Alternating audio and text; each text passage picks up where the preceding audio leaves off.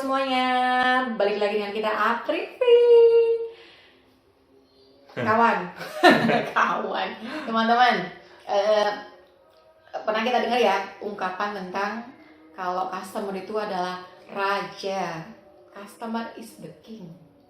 Bener nggak ya kalau kita ada di COD ini posisi customer itu adalah raja? Menurut Ayah seperti apa gitu? Tergantung sudut pandangnya. Tergantung kalau sudut menang-menangan pandangnya. enak customer raja nih, karena kita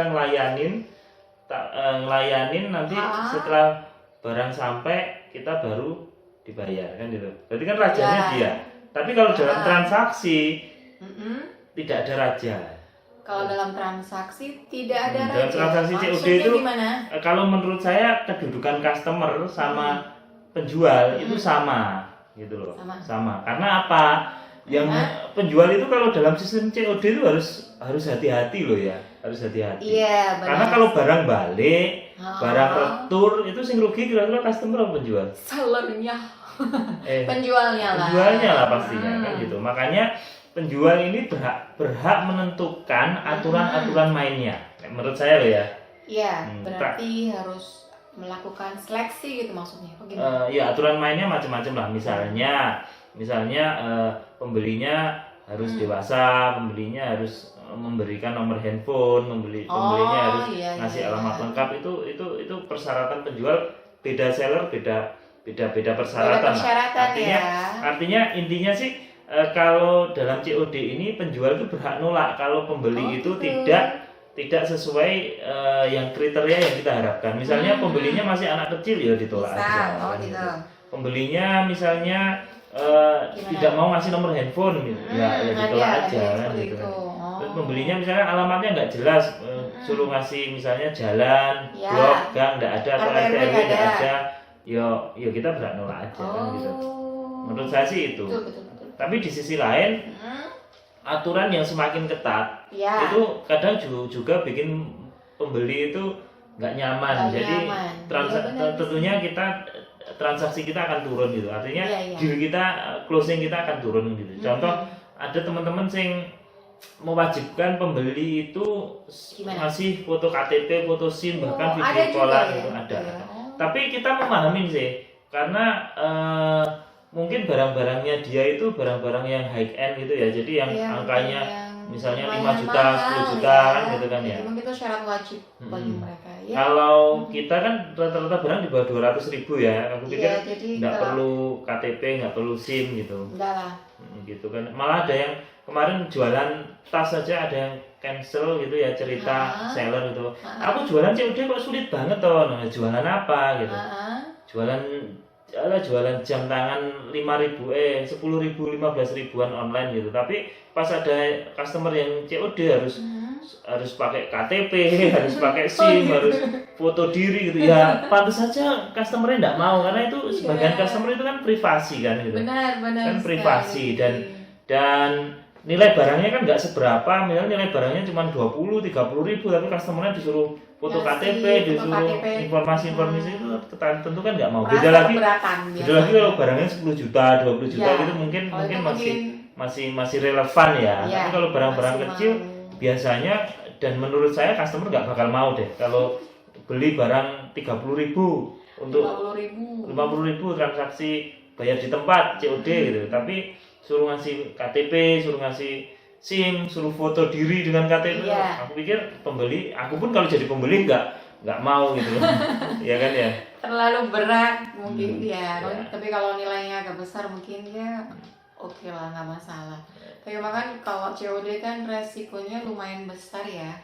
Maksudnya kita sebagai penjual yang nanggung gitu loh, karena kan uang yang kita terima nanti kan maksudnya uangnya baru kita terima setelah barang itu nyampe ke customer kita. Jadi seperti itu. Mungkin memang syaratnya agak lebih ketat untuk yang harganya lebih mahal ya, mungkin wajar gitu. Padahal jangka waktu dari pengiriman barang sampai barang diterima terus duit ditransfer sama ekspedisi itu kan nggak sebentar ya, Nggak sebentar, memakan waktu lumayan. 3 hari 4 hari dan 5 hari. segala sesuatu bisa terjadi di situ, barang Bisa. rusak, Ha-ha. pembeli pas dikirim lagi keluar, Malah lagi ekspedisinya kota, tiba-tiba. molor, alamatnya bener. sudah benar tapi ternyata ekspedisinya kurirnya ya nggak benar, itu kan Ah, masalah-masalah itu Masalah. kita yang Kita nanti yang kita yang nanggung gitu. Beda kalau non COD kan mereka udah transfer dulu, Sudah. terus barang kita kirim, nanti Ya. kalau ada kendala ya kita return kirim ulang gitu kan ya. Itu sih ya. bisa. Tapi kalau COD kan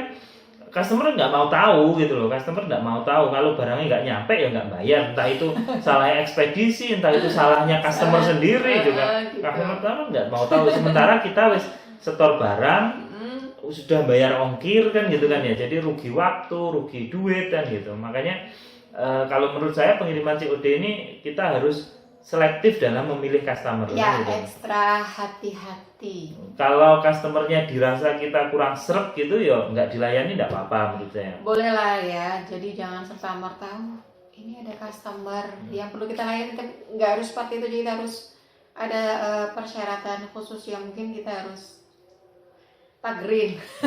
Oh iya, kemarin tuh ada loh, ada Apa yang gimana? temen seller itu keribuan sama customer. Jadi Maksudnya gimana gini. keribuannya? gini, jadi Tahu keribuan nggak teman-teman? jadi kalau transaksi COD ini Heeh. keribuan itu ya berantem atau apa ya dengan customer akhirnya nggak jadi beli gitu kan ya. Gitu, Jadi akhirnya kalau cancel. order, retur barangnya. Jadi kalau pengiriman COD ini harus clear di depan. Artinya kita sebagai penjual harus menjelaskan ke customer apa yang akan terjadi. Misalnya jangka waktunya, misalnya Ya. biaya COD-nya, misalnya nanti kalau kita kirim sekarang nanti datangnya berapa hari lagi kan, itu Ya, kita harus dijelaskan. terangkan ya. Kemarin tuh ada teman seller itu cerita gitu loh. Jadi customer tuh nggak mau bayar karena ongkirnya katanya kemahalan. Nah, ternyata sebelum kirim itu nggak dijelaskan ongkirnya berapa. Jadi di chattingnya saya baca loh, ini emang salah kamu gitu loh. Ini karena kamu nggak jelaskan ongkirnya berapa. Jadi Sementara pas datang kaget loh, ongkirnya kok segini gitu. Makanya kalau kita ngirim transaksi COD itu ya harus clear gitu. Biasanya kalau triknya Bunda Afni itu biasanya gimana? ini Ada? ongkirnya itu diinkludkan ke harga barang. Jadi misalnya nanti pokoknya customer tahu beres, misalnya kalau barang datang 60.000 itu jadi nanti ongkir kita yang nanggung. Gitu. Biasanya kan gitu kan ya. Ya. Jadi nanti misalnya pokoknya nanti kalau Surabaya barang plus ongkir nanti tahunnya Ya, sekian gitu. ya. Jadi nanti semua ongkir kita yang nanggung. Jadi clear di depan gitu. Betul. Jangan sekali. sampai barang datang ayal-ayalan ongkir kan gitu kan ya. Kan kasihan. Jadi Kasihan, harus dijelaskan di awal bedanya kalau biaya ongkir, kalau transfer berapa, kalau bayar di tempat berapa. Jadi mereka akan tahu bedanya. Oh, kalau beda tipis mungkin mereka lebih mau ke bayar di tempat gitu mungkin, karena sekarang mungkin banyak orang yang nggak percaya ya teman-teman, kalau mereka transfer iya kalau barangnya dikirim, kalau enggak gitu kan. Makanya mereka lebih milih bayar di tempat. Mungkin ada beda harga ongkir 4-5 ribu, mungkin mereka lebih baik seperti itu. COD ini unik loh. 2 bulan terakhir ini traffic kita omset kita itu 80% ya dari bayar di tempat ya. Selebihnya transfer. Iya, jadi lebih banyak COD-nya lebih banyak memang. COD, kecuali reseller ya. Kalau reseller kan udah kenal kan ya. Kalau pure pelanggan itu rata-rata mereka lebih milih bayar di tempat. Bayar di tempat. Gitu. Nah, bayar di tempat kalau kita nggak hati-hati boncos ya.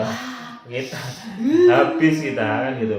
Jadi Apalagi harus sekarang hati-hati. musim gini banyak anak-anak sih di rumah nanti Iya. asal order itu dia pinjam mungkin Facebook atau Instagram Orang kakaknya, tuanya. orang tuanya, tantenya barangkali. order nggak bertanggung jawab, hit and run, order kabur itu ya banyak kejadian seperti itu Iya.